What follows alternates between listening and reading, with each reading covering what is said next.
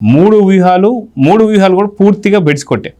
Jaganmohan Reddy London నుంచి తిరిగి రాగానే ఆయన ప్రెస్ మీట్ పెడతాడని చెప్పేసి వైసీపీకి సంబంధించిన వాళ్ళు ఎదురు చూసారో లేదో తెలియదు, కానీ ట్రోలర్సు, మీమర్సు వీళ్ళందరూ కూడా ఎప్పుడెప్పుడు అని ఎదురు చూశారు. అయితే ఎందుకు లేట్ అయిందని చెప్పేసి అంటే ఒక సర్వే చేయించుకున్నాడు సంగతి తెలిసింది. మావిగన్ అని చెప్పి తుర్రమని చెప్పి నేను లండన్ పారిపోయాను, మరి మావిగన్ గురించి అసలు ఏమనుకుంటున్నారని చెప్పేసి ఒక సర్వే చేయిస్తే పూర్తిగా 39% ఉన్నటువంటి ఓటర్ పర్సెంటేజ్ కూడా 11% పడిపోయినట్టుగా, ఇవన్నీ చూసి 2-3 టీవీలు బద్దలైనట్టుగా, ఏం చేయాలో అర్థం కాక ఫ్రస్ట్రేషన్లో ప్రెస్ మీట్ పెట్టినట్టు మనకు అర్థమవుతుంది. మొత్తానికి 3 వ్యూహాలు పూర్తిగా బెడిసికొట్టడానికి కారణాలు ఏంటంటే ఏం చెప్తారు? అంటే మీరేమో 3 రోజుల్లో ఈ 3 కుట్రల గురించి చెప్తున్నారు. ఇప్పటికీ అతను ఓడిపోయి దగ్గర ఒక 710 రోజులు అవుతాను. 710 రోజుల్లో 710 కుట్రలు చేశాడా? అంటే రోజుకో కుట్ర లేకపోతే పూటకో కుట్ర? ఆ లెక్కన లెక్కేసుకుంటే దగ్గర మరి 2030 కుట్రలు అవుతాయి. అంటే అసలు జగన్మోహన్ రెడ్డా కుట్రల మోహన్ రెడ్డా? అంటే ఒకటి, ప్రతి కుట్ర బెడిసి కొట్టినా కూడా అతను మాత్రం అసలు వదిలిపెడతల్లా. ఇప్పుడు మీరు చెప్పిందే ఏది 3 రోజుల్లో ఈ రకంగా 3 విన్యాసాలు చేశాడంటే, 3 వ్యూహాలు పన్నాడంటే 3 బెడిసి కొట్టాయి. నిజం చెప్పాలంటే ఈ రాష్ట్రాన్ని మాత్రం ఆ దేవుడే కాపాడుతున్నాడు. ఏది చెప్తున్నట్టు దైవశక్తి వర్సెస్ దుష్టశక్తి. ఏది వాళ్ళ ఒక సైతాన్ లాగా మారాడు. ఇది మనం అంటున్న మాట కాదు, ఆయన చెల్లెలే అంది. ఏది అది జగన్ ఆర్మీ కాదు, అదొక సైతాన్ ఆర్మీ అని చెప్పి ఎట్లా జగన్మోహన్ రెడ్డి ఆంధ్రప్రదేశ్ పైన పగబట్టాడు, ఈ విధంగా ప్రతీకారం తీర్చుకుంటున్నాడు. వరుసపెట్టి చూడండి. ఇప్పుడు ఆ అభినయ దర్శన్ ఎవరతను? అతనేదో ఒక బీటెక్ గ్రాడ్యుయేట్. అది గ్రాడ్యుయేషన్ కంప్లీట్ అయిందో లేదో మొత్తానికి బీటెక్ చదివాడు, సినిమాల్లోకి వెళ్ళాలని ట్రై చేసినట్టున్నాడు. ఆ తర్వాత పాస్టర్ అవతారం ఎత్తాడు. అసలు ఆయన భార్య ఆయన పైన కేసు పెట్టడం, రెండో పెళ్లి చేసుకుంటే ఆ మాంగారిని బెదిరించి భయపెట్టి, అంటే అతను ఏంటి కేవలం కడప అంట అతను కూడా. అంటే ఆ కుట్ర వెనక మరి జగన్మోహన్ రెడ్డి హస్తం, మత కల్లోహాలు రెచ్చగొట్టే కుట్ర. హిందూ క్రిస్టియన్ గతంలో మనం చూసాం రాజమండ్రి పాస్టర్ ప్రవీణ్. అదే రోజు వీళ్ళందరూ ఒక పెద్ద మీటింగ్. అరే ఆ రోజు కనుక ఆ CCTV ఆ ఫుటేజ్లు కనుక బయట పెట్టకపోతే, అతను ఎవరు ఉన్నాడు చూసావా, జాన్ బెన్నీ లింగం, వైఎస్ఆర్సీపీ క్రిస్టియన్ సెల్ అధ్యక్షుడు అనుకుంటారు. బైబిల్ పక్కన పెడితే ఊసకోతే అన్నాడు. అసలు ఊసకోత కోసేవాడు బైబిల్ పట్టుకోవడానికి అర్హుడేనా?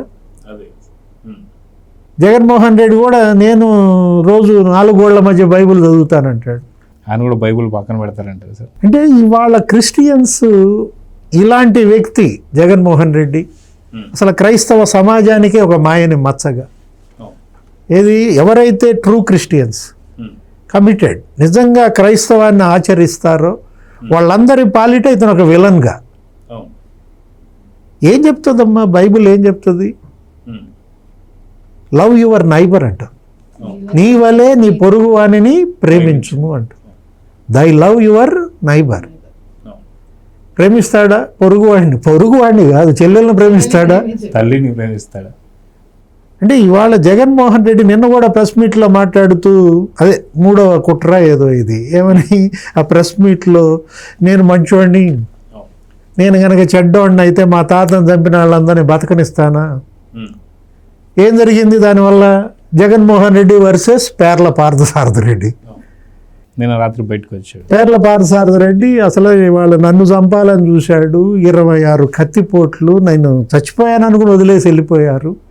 మా తమ్ముడిని అరే అసలు కోడూరులో చెంగల్ రాయుడితో సహా దగ్గర 18 మందిని చంపారట. మొత్తం జగన్మోహన్ రెడ్డి, రాజారెడ్డి, రాజశేఖర్ రెడ్డి, వివేకానంద రెడ్డి రక్త చరిత్ర తెలియని వాళ్ళకు కూడా తెలియజెప్పటం, లేపు దండించుకున్నానంటారా సార్? కెలికి కంపు చేసుకోవటం. అసలు అనవసరంగా ఎందుకు? అసలు ఇప్పుడు మా తాత గురించి మీ తండ్రి గురించి ఎవరన్నారు, ఎవరు అడిగారు?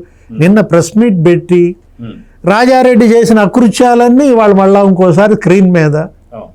ఏంటి రాజారెడ్డి మీ తాత జిల్లా బహిష్కారం విధించారా లేదా? రౌడీ షీటర్ అవునా కాదా?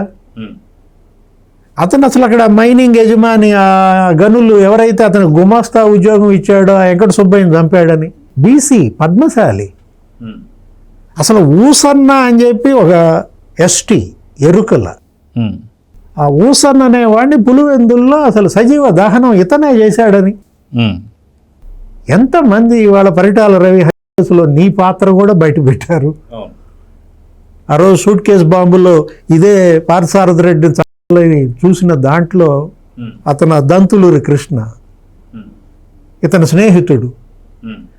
అంటే జగన్మోహన్ రెడ్డి ఎలా అంటాడో జగన్మోహన్ రెడ్డి స్నేహితులను చెప్తే మనకి తెలుసు, జనానికి తెలుసు కదా.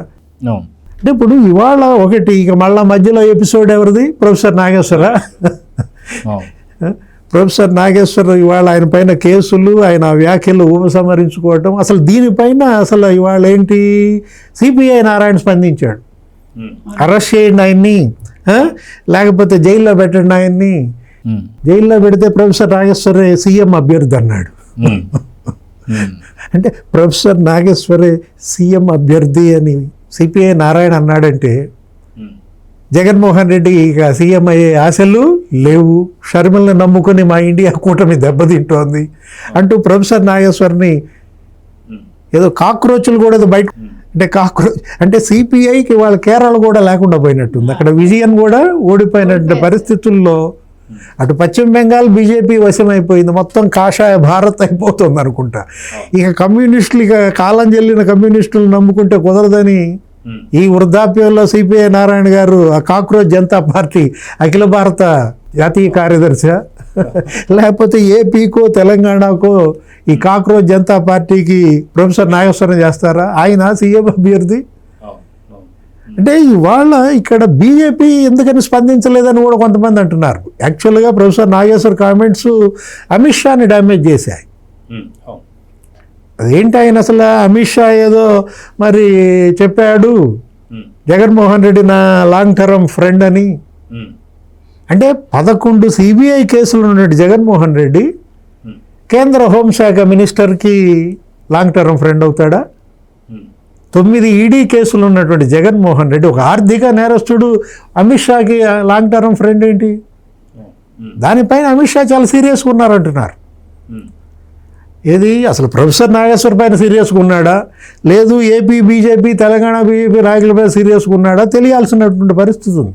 Please subscribe to Leo news for more videos.